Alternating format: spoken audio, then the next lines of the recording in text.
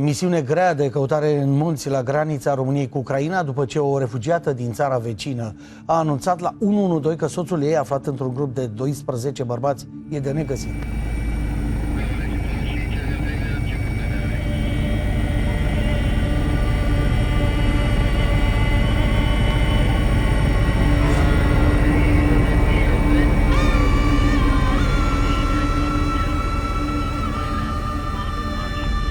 Salvamontiștii din Maramureș au reușit să-i salveze pe cei 3 ucraineni rămași blocați într-o zonă extrem de periculoasă din munții Maramureșului.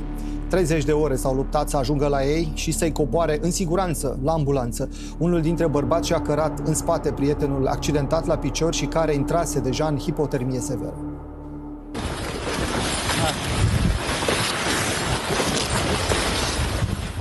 Hai să zic în mare care poveste, ca să înțelegi narațiunea.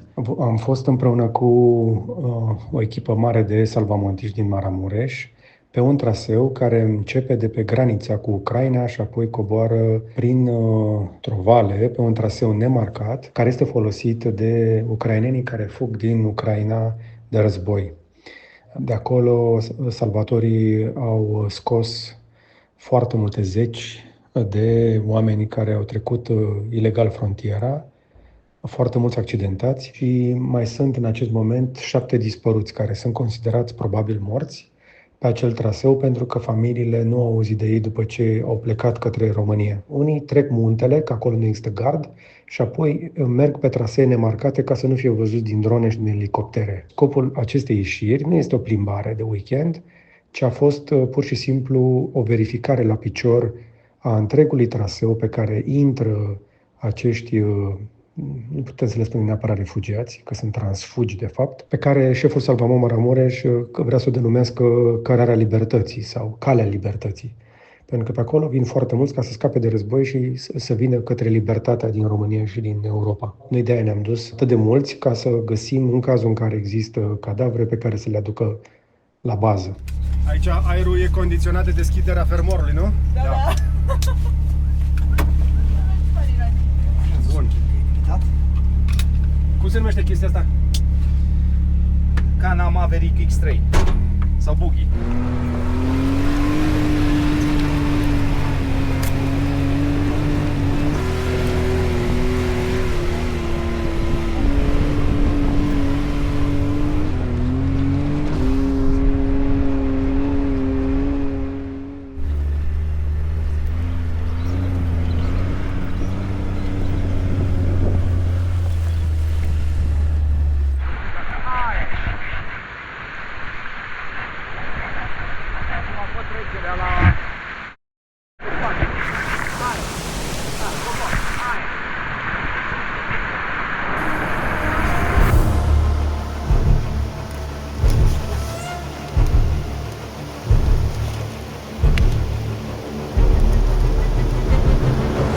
După 42 de ore, mergem din nou să începem să recuperăm pe turiști ucrainieni, cei 4 care sunt pe munte, doi cu probleme medicale deosebite, se pot deplasa, iar ceilalți doi care sunt într-o zonă de unde nu pot fi extrași decât cu ajutorul elicopterului. În momentul ăsta avem confirmarea pentru cele 2 elicoptere, dându Mureș, Uzroliu și OU, care ne transportă doi salvatorii în zonă fără toliu. Încercăm pe cât posibil ca astăzi să ne întoarcem fără ei. Te duci până în mine. Eu sunt blocat, dăm unul de altul, ei nu mai plecăm. Ia uite ăsta. Da. Auzi, ăsta poți să-l dai așa. Ia uite ăsta cu moarte. Mamă.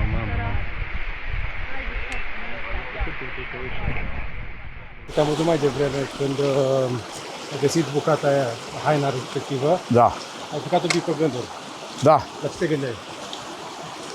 Păi, ți-am spus că avem niște persoane a căror familii caută în continuare de la începutul lunii ianuarie și am avut niște poze cu 2 dintre ei îmbrăcați în tipul ăsta de echipament. Mă bucur pe de-o parte că n-am găsit pe criva nimic, dar mai sunt niște văi interesante pe care va trebui la un moment dat să le abordăm și cu dronele și că asta este una dintre văile principale și cele mai dificilă, dar mai sunt câteva unde puteau să coboare. Și așa cum am spus, până în momentul ăsta, din informațiile pe care le avem și din solicitările părinților, celor care au trecut, sunt undeva la 7 persoane care n-au mai dat niciun semn de viață de la începutul lunii ianuarie. Și sunt oameni care vin pe acolo? Da, ăia sunt. Ăia pe acolo, pe acolo vreau să coboare. Și știi care e problema? Nu au semnale. Aici a sus, nu știu. Nu pot să ne... Acum am vorbit cu doamna, aici a sus altceva. Mișto? Da. Faci-l mulți, faci 2 pași mulți, faci 2 pași mulți.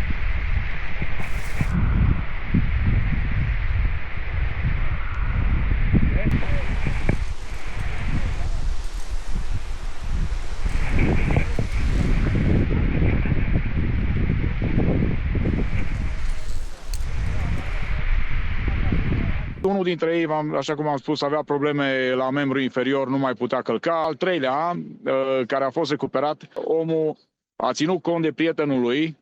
Am avut cazuri anterior când oamenii și-au abandonat inclusiv frați pe care am găsit ulterior decedați. Deci omul a ținut cont de prietenul lui, l-a ajutat pe cel care nu putea să umble și l-a târât, l-a cărat în spate.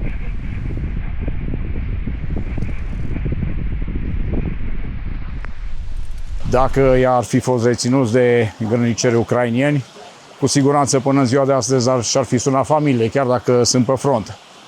Dacă s-ar fi întâmplat ceva cu ei pe front, familiile ar fi fost anunțate. Aici n-au fost preluați nici de colegii de la Poliția de Frontieră. Asta înseamnă că, mai ales că părinții ne-au informat că au reușit să treacă, asta înseamnă că sunt undeva sus. Adică cel mai probabil sunt încă pe munte. Da, da. Cel mai probabil, pentru că odată ce ar fi coborât, e normal, în 2 luni, în 3 luni, sunt părinții, sunt prietenii, să le spui că ești bine, că ai ajuns undeva în lumea asta. Care e cel mai rău lucru care mi se putea întâmpla aici pe munte? Păi cel mai rău lucru e să fi căzut într-una din prăpăstile astea pe care le-ai văzut și tu astăzi și să fie mâncați de animale, să nu mai găsim. Găsim doar niște resturi, niște haine. Pentru că, de fapt, asta e unul dintre motivele principale pentru care voi v-ați grăbit imediat după topirea zăpezii. Da, aici. da, da. Așa e. Și Odată ce ies din zăpadă, riscă să fie mâncați de animale. da, da, e absolut corect. E un adevăr greu de spus, dar trebuie să acceptăm că există... Asta e realitatea, de fapt. E un adevăr greu de spus, dar e realitatea.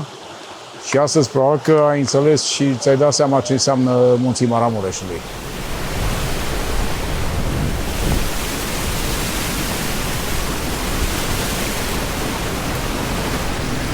Bine, vine pe centru, pe de sud, da, și scoate sub coadă.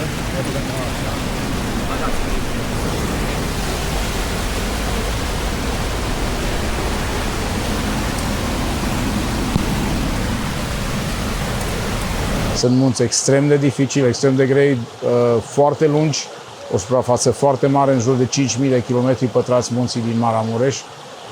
Și sunt niște locuri superbe dacă vii în drumeții, dar dacă vii pentru a efectua salvări, pentru a căuta oameni, sunt niște locuri extrem de dificile, pentru că niciodată cei care vin nu o să se piardă pe pajiștele alea frumoase de sus din Popivan și pe culme de nivel unde poate să treacă, ei încercând să scape și să treacă și să vină cât mai aproape de așezarea omenească, cea mai apropiată.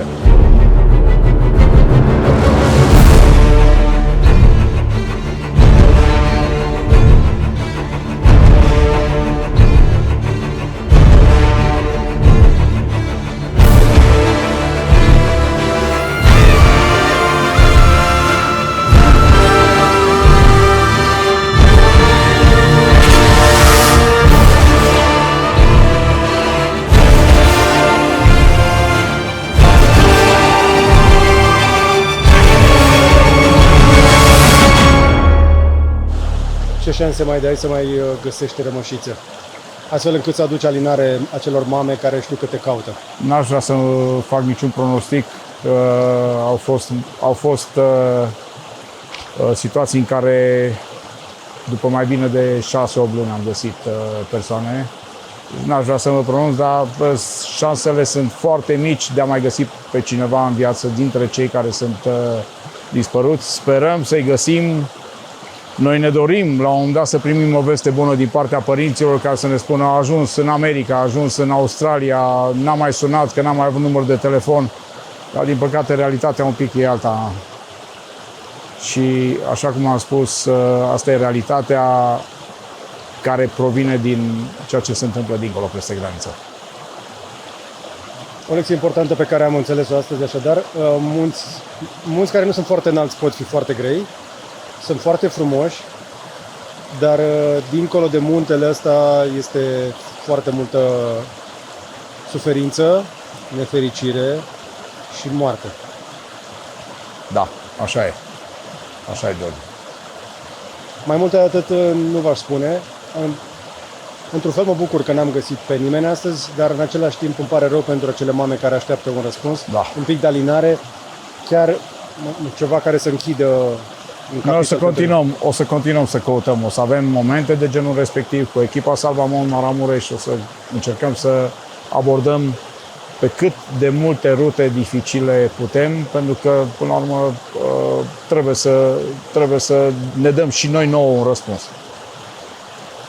E de apreciat și faptul că salvamontiștii, apropo, au amenajat parțial aceste trasee astfel încât ucrainenii să nu fie în cel mai mare pericol atunci când traversează munții, dar, din păcate, și azi noapte au avut o intervenție și chestia asta mi se va opri curând. Tocmai de aceea e mare lucru că avem astfel de oameni care fac o astfel de muncă, dar trebuie să spun lucrul ăsta, e o ocazie rară în care trebuie să apreciem și faptul că autoritățile înțeleg cât de importantă este munca lor și înțeleg că există sprijin pentru Salvamont Maramureș. Da. Și eu sper să continue, pentru că ce am văzut aici și cred că ceea ce vedem cu toții de la distanță este foarte multă dăruire și foarte mult suflet pus într-o muncă grea. Da, așa e. Avem un mare sprijin în continuare și din partea Consiliului Județean și din partea președintelui Consiliului Județean Maramureș. Toți consilierii votează la fiecare ședință Consiliul unde e vorba de Salvamont Maramureș, votează în unanimitate, ceea ce mă bucură foarte tare. Iar noi, prin eforturile noastre, le răsplătim încrederea și faptul că investesc în noi. E foarte important să investească în noi, e foarte important să avem echipamente bune, e foarte important să avem utilaje bune, e foarte important să avem cu ce să venim să scoatem oamenii care sunt în primejdie. Și aici nu vorbesc doar de ucrainieni. Gândește-te că astăzi am văzut doi turiști polonezi care au abordat traseul respectiv. Sunt tot mai mulți oameni care ne vizitează țara în momentul în care războiul se va termina odată pentru totdeauna și sper să se termine cât mai curând. Aici vor porni niște lucruri extrem de frumoase, sunt peisaje care îți taie respirația, sunt peisaje pe care nu le găsești în multe locuri, nu doar în România, în lume. Și sunt peisaje sălbatice și cred că asta o să-i atragă foarte mult, dar avem nevoie, în primul rând, de a promova și de a arăta ce înseamnă Maramureșul. Îți vine să crezi? Cât de tare!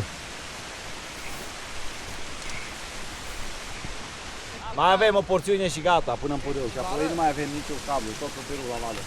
Tot Pureu la vale? Da. Mai avem aici o porțiune mai abruptă și în stânga, coborâm în Pureu. Aha.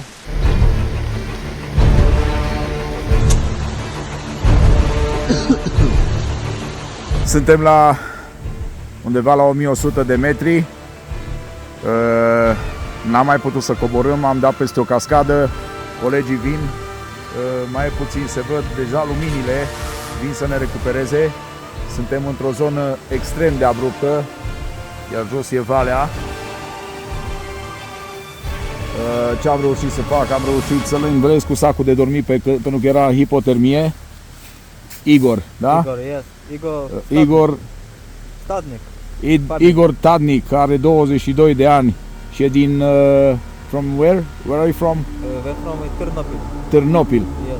It's not Chernobyl. No, Ternopil. No, Ternopil, Kyiv. Oh, Kyiv, yes, Chernobyl, yes, yeah. yes. Okay. Good. Acum mi-a spus că 3 zile a mâncat, a avut 2 pachete de ketchup.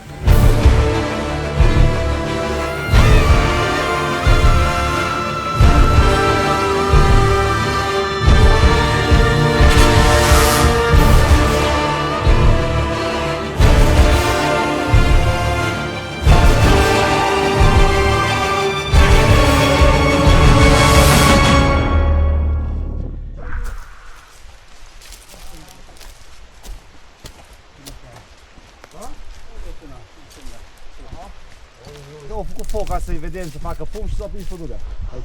Eu am vrut să prăjit, dar Nu. Deci aici da foc. Aici, da, oare. Noroc cu ploaia, că...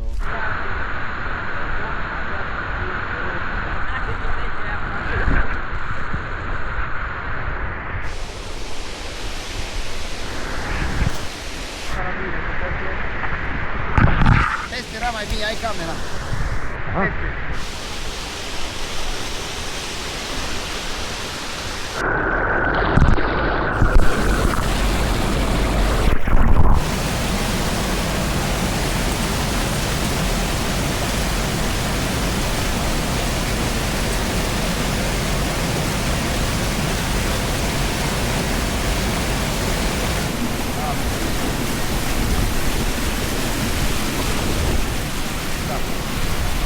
Ia uite, și-a lăsat unul șosetele.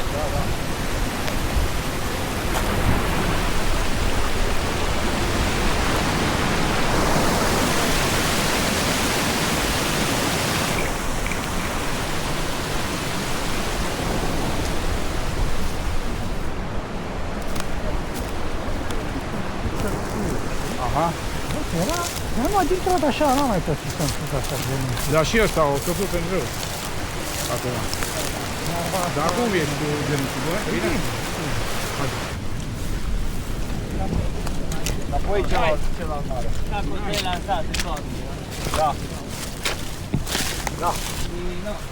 Da, Pintiu, da, fustație. Toată familia și-a făcut probleme, cum de student.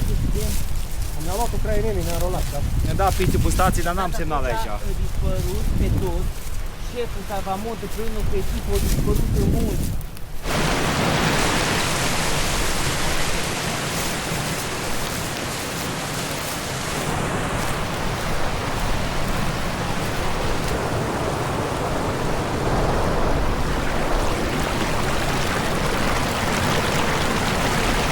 Asupra mare.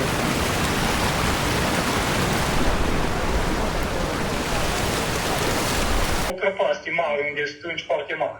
La un moment dat, curajosul voluntar din Crasna Vișeului, iubitor al muntelui, s-a separat de restul echipelor de căutare. Am pornit cu echipa de pompieri, dar după, eu știu, 500 de metri, eu am luat față, că am zis că să grăbim pasul. Când mă uit în spate, nu mai fost așa, s-au întors. În momentul în care l-am coborât pe Igor, cel de-al 4-lea ucrainian, cel pe care l-am salvat împreună cu colegii mei, acesta ne spunea că în zona respectivă, la câteva sute de metri, au fost cei 2 care au încercat să abordeze o altă variantă care era mult mai abruptă și mult mai dificilă decât cea în care se aflau ei. Datorită faptului că vremea a fost complet nefavorabilă, cealaltă la mai puțin de 1 metru, cu vânt puternic, ceea ce a împiedicat elicopterul să poate să survoleze zona. Ucraineanul salvat în weekend din munții Maramureșului după o noapte de ger a supraviețuit datorită pisicii lui. Salvatorii au găsit felina mică în geaca bărbatului, subnutrită, dar hotărâtă să-i stea alături până la final. Deci la spital nu s-a dezlipit de stăpânul ei. Vladislav a cărat-o la piept timp de 11 zile într-o călătorie grea din Ucraina în România.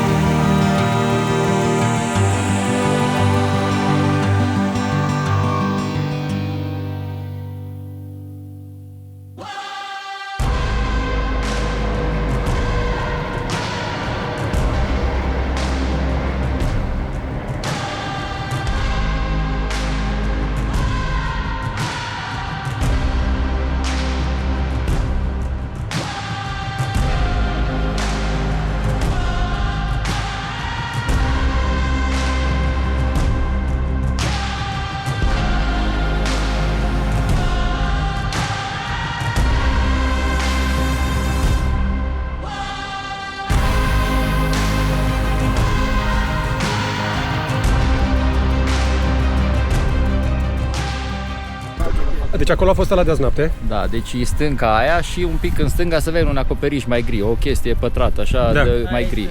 Acolo e stâna unde a fost azi noapte ucraineanul și au fost colegii după el. Noi avem puși aici niște stâlpi de care îi dirijăm încoace către stâna asta să nu mai ajungă jos în Părău, în Criva. Că ei coboară pe acolo pe Părău. Da, coborau. Deci ei vin de acolo, de pe graniță? Mai după vârful. Nu se vede încă vârful unde avem. Așa? Și vin pe valea aia? Da. O să după ce ajungem în vârf, o să vadă. Da, se feresc de cărare sau de ce? Da, pentru că nu